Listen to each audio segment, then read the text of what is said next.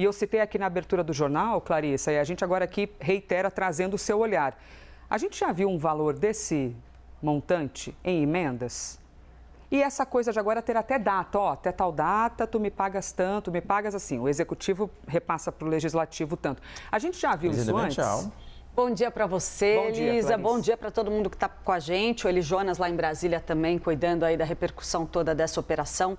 Elisa, a operação da Polícia Federal deflagrada hoje, né, que é mais uma fase de uma operação que já está em andamento há muito tempo, ela chega coroando esse cerco da Polícia Federal às emendas parlamentares, aos desvios de emendas parlamentares, num ano crucial, porque é um ano de eleição. A gente observa, neste ano de 2026, inclusive, um recorde absoluto na liberação de emendas parlamentares por parte do governo do presidente Lula. A gente está falando de 61 bilhões de reais em emendas, um recorde histórico e que reflete a dificuldade do governo do presidente Lula de garantir o avanço da sua pauta estratégica no Congresso Nacional sem que haja essa composição com o Legislativo. Há uma pressão cada vez mais intensa por parte dos parlamentares para que o governo aumente a liberação de emendas sem necessariamente garantirem a transparência nesse processo. Apesar de toda a pressão feita pelo Supremo Tribunal Federal, a gente tem acompanhado as sucessivas decisões do ministro Flávio Dino, que inclusive esgarçaram muito a relação entre o Judiciário e o Congresso Nacional, por conta dessa insistência, desse reforço do nosso Judiciário em demandar transparência, em demandar rigor no cumprimento do pagamento desses recursos na ponta, na forma como eles são de fato executados.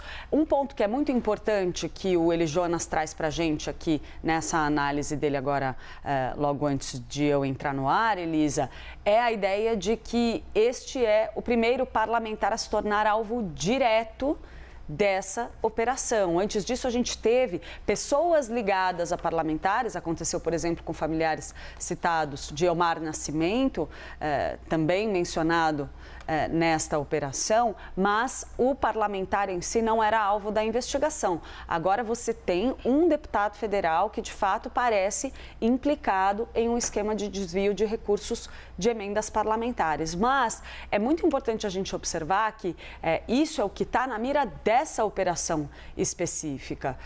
Os relatos, os indícios, os problemas na execução de emendas parlamentares são inúmeros há muito tempo. A gente vê aí, de fato, um mecanismo que se reinventa, tenta se reestruturar, encontrar caminhos para se manter ativo, apesar do cerco da Justiça e da Polícia Federal. A gente pode apontar, por exemplo, desde que a gente teve as primeiras reportagens sobre o orçamento secreto, quantas vezes se falou em acabar com esse problema, com a falta de transparência no uso das emendas parlamentares, mas a gente vê isso sendo reinventado ano a ano, a legislatura ali seguinte encontrando uma fórmula, pelo menos setores dessa legislatura, sempre buscando uma forma de dar um destino diferente e legal a emendas parlamentares. Inclusive, no site da CNN, eu tenho mais uma pergunta para te fazer, Clarissa, sobre essa relação que é onde costuma dar um BO grande, que é entre executivo e legislativo.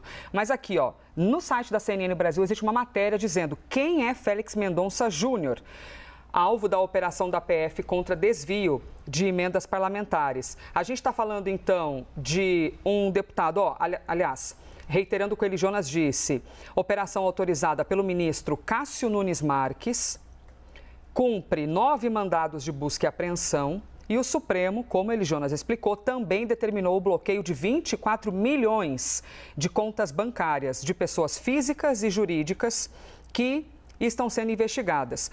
Esse deputado já tinha sido alvo da 5ª fase da operação em julho de 2025. E, na época, a assessoria divulgou uma nota negando as acusações de irregularidades no envio de emendas parlamentares. A gente está falando de um deputado que está no 4º mandato como deputado federal, filiado ao PDT desde 2011.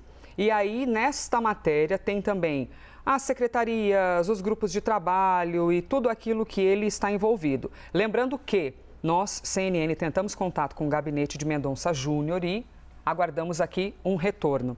Clarissa, essa relação entre executivo e legislativo, ela sempre reserva uma quantidade de problemas, né? Quantidade gigantesca.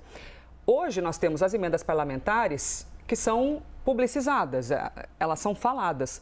Mas a gente já tem, a exemplo de mensalões da vida, problemas nessa relação entre o executivo, para conseguir governar, precisa agradar, vou usar um verbo aqui um pouquinho mais simpático, precisa agradar o legislativo. E essa ponte é sempre uma ponte bem sinistra, hein?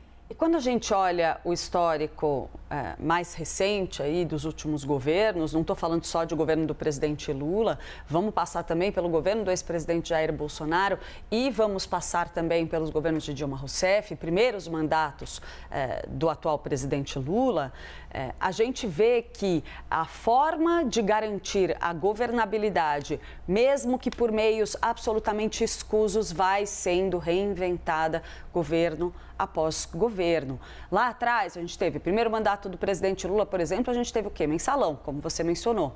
Elisa, um esquema que, por mais que seja constantemente negado pelo PT e por muitas pessoas ali ligadas ao presidente Lula, porque eu falo de outros partidos também envolvidos nisso, não é só um esquema do PT, a gente viu ali um evidente mecanismo para tentar garantir apoio no Congresso Nacional. Falavam em Caixa 2, o PT não gosta de falar, né, que teve mensalão, diz que não, nunca teve mensalão, foi só Caixa 2. Agora, mesmo dentro do conceito de Caixa 2 do PT, o objetivo era agradar partidos da base aliada, conseguir apoio deles para um projeto eleitoral. Para ter governabilidade, né? Isso. Aí a gente sai e vai para o governo Dilma Rousseff, onde acaba se instaurando uma institucionalização da corrupção em estatais, com o esquema do Petrolão, né? A Operação Lava Jato deflagrou ali, obviamente, desmantelou um esquema muito profundo inserido em empresas estatais, entre elas principalmente a Petrobras, mas também as grandes empreiteiras e assim por diante. A gente sai desse período e a gente vê durante o governo do ex-presidente Jair Bolsonaro já uma reinvenção muito grande desse esquema de garantia de apoio no Congresso por meio do orçamento secreto. Né? Então, o orçamento secreto ganha aquela proporção grande, a gente vê isso ser desmontado por uma ação muito intensa do judiciário. E aí a gente tem um governo do presidente Lula que assume, pelo menos com um discurso muito intenso, dessa vez tudo vai ser diferente. Não vai ter orçamento secreto, né? O que a gente observa, a leitura que eu faria do que a gente vê acontecer na questão das emendas parlamentares é quase que um repasse da responsabilidade, uma devolução do filho para o seu pai, digamos assim, Elisa, porque é aquela história, se para existir algum mecanismo obscuro que tenha a ver com garantia de governabilidade, o governo do presidente Lula parece ter tirado a mão de qualquer esquema, repassado a responsabilidade para os próprios parlamentares. Então, assim, eu libero o pagamento de emendas em níveis recordes. Está aqui o dinheiro. Agora, se vocês vão usar esse dinheiro de forma legal ou não, aí é cada um por si.